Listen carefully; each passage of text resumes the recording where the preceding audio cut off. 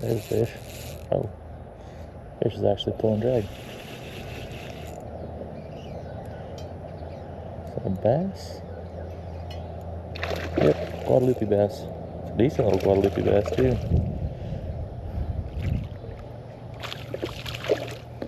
Yep, that's a healthy guad. Come here, feller.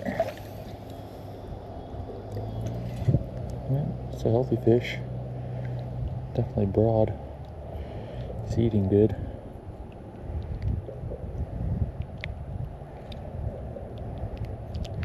It's a nice first fish of the area and of the evening.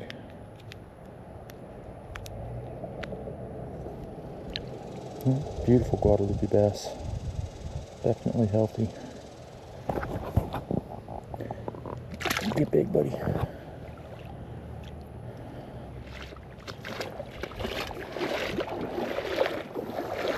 I just picked up a couple of decent fish right there. Those are probably suckers.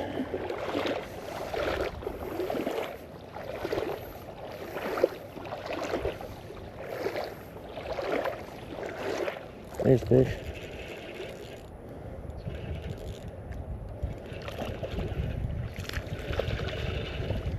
They're Guadalupe. Quite a bit smaller than the first one, but happy to catch it nonetheless. Healthy guy.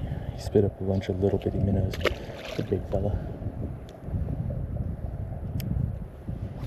I think one of the saddest things, aside from the loss of life from the flood, is how opened up the river is now. I mean, there used to be all kinds of undergrowth and brush and trees. You used to not be able to see all these buildings. And now, when they came through with the bulldozers, cleaning up and everything, it's just looks so barren. There's a fish. Oh, is that a gar? That's a gar. Is this my first ultralight gar that I'm gonna land? This is gonna, if I can keep this fish on, this will be the first 2 pound gar I've caught on. Okay. Hopefully my camera starts working. I've been having all kinds of fits with it. But I just landed a gar on 2 pound mono for the first time. Quit. Pretty decent sized gar too, especially for 2 pound mono. I don't know if the fight got picked up on the camera. It's been doing all kinds of weird stuff, but yeah, that's pretty cool. Up until this point, 6 pound was the lightest line I've landed a gar on. Get big, buddy. So getting one on 2 pound, that's really cool. That's something I've been wanting to do for a long time. Hopefully the camera is done with its shenanigans.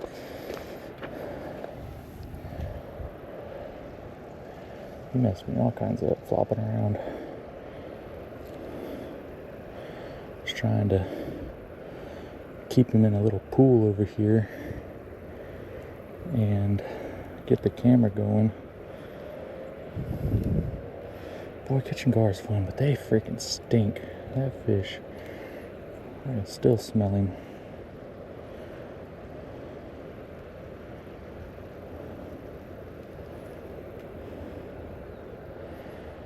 Flung my damn bait off, which is okay. It's worth it for that fish. Yeah, that's cool. I was not expecting to check that off the list anytime soon. Every gar I've hooked into on 2 pound line is just cut it super easy. So, and there we go. Okay. Do that number. Okay, we're all back to right, more or less. That was a good sized gar too. Not bad at all.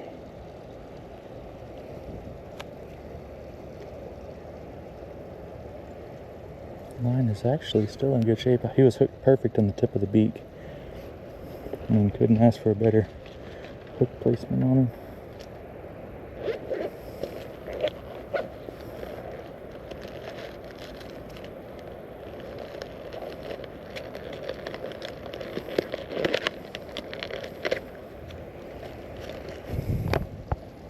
Camera is still rolling. I hope it got the start of the fight.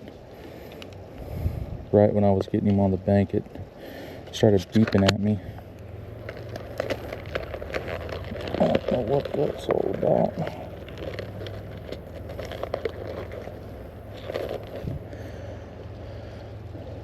It's kind of worrisome because that's what my other GoPro started doing before it just decided to quit working.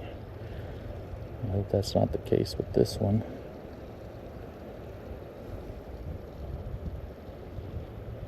Yeah, so that gar was on ultralight rod, 1/32 ounce jig head, 2-pound line. And he hit one of these easy shiners, Kitech easy shiner.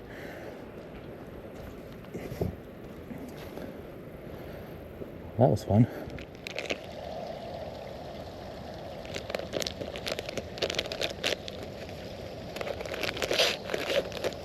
I'm gonna go back to a easy shiner on a 1/32 ounce jig head.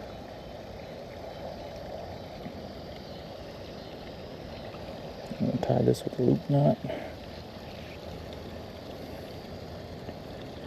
I like loop knots. I only fish them on 4-pound or better. You can tie a loop knot on 2-pound mono if you want, but I'm telling you now, you're setting yourself up for heartbreak. It will not end well. I like to think, not trying to brag, but I push 2-pound line to its limits. I really do. I push it past what it's intended for. But even I know not to push it past that limit, because that's not a limit you push it past.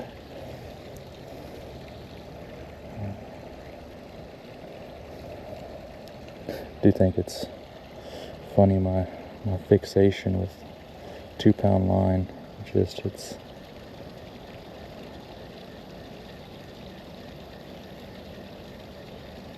I always fished light, you know.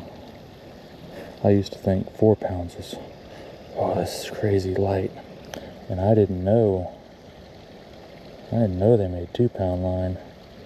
And I was watching a Richard Gene the Fishing Machine video, and he was talking about 2-pound line, and I said, you can get it in 2-pound? And ever since then, I tell you, like, if you watch any of my content, it's the star of the show. I run it more than anything. Even took it down to the coast. Caught a flounder on it. My first flounder I've ever caught in my life. And I caught it on a 2-pound setup ultralight rod. So that was a white bass. That was a white bass. I seen him.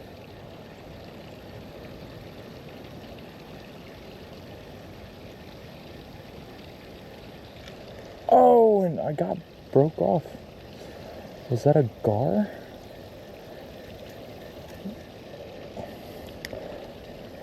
He didn't break me off.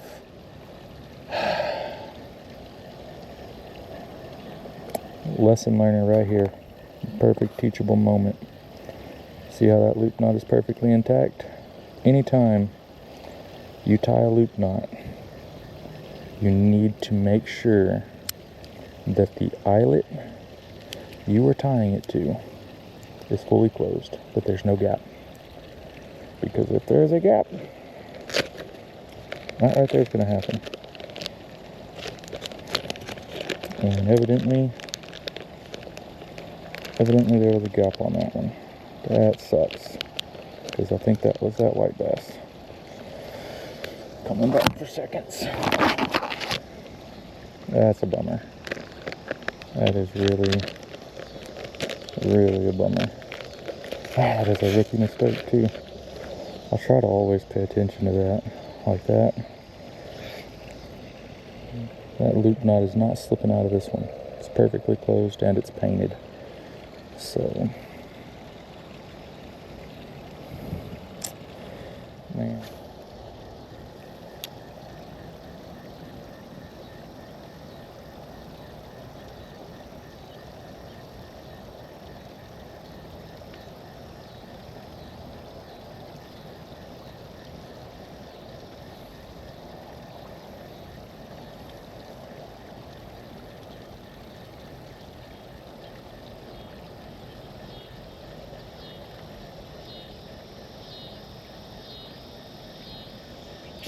There's something.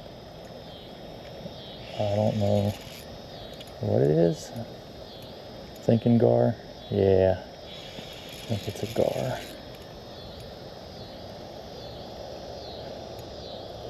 I haven't seen it yet though. Usually gar kind of come up. Oh no, it's a bass. It's actually a decent bass. I really thought that this was a gar. It's actually a respectable bass. Oh, he's barely hooked. He's barely hooked. Got him though. Yeah, that's a chunky bass. He wanted that little crappie jig. Oh, he was hooked better than I thought. He wasn't gonna go nowhere. Yeah, healthy fish. Broad. No parasites on him. Get big, buddy. Off he goes. Okay. Okay. Can work with that. Yeah, I really thought that was a gar. Folks, I hope you enjoy the video as much as I enjoyed the time getting out and recording it. As always, be good to the people you come in contact with. Stay tuned.